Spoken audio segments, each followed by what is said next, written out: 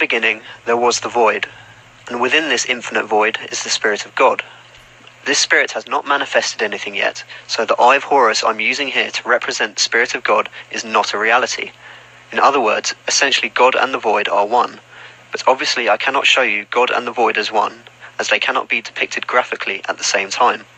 That is the nature of emptiness. At this point, there are no dimensions or space, and there is no time. There is also only two options available for God: remain in this state of static omnipresence or begin creating. God will begin creation eventually. However, as there is no time, it is irrelevant to ask how long it took to make the decision to begin creating reality.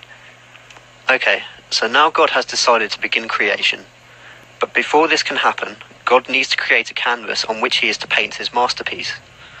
The first thing that God does is create the 3 dimensions. It does this by projecting a beam of consciousness from a single point in all 6 directions: front, back, left, right, up and down, in equal measure. Bear in mind that the void is infinite and that distance has not been defined yet, so it does not matter how far these beams are projected from the point. It makes no difference. You must also understand that what I'm showing here graphically is not a reality. That is, the structures being created are not material in any form.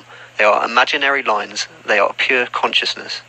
You may need to pause or replay this video several times before the implications become apparent to you. At this point, God is halfway to creating space.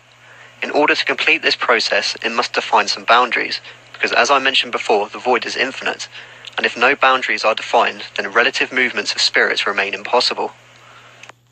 To define some boundaries, all God needs to do is connect the end of every point to the end of every other point.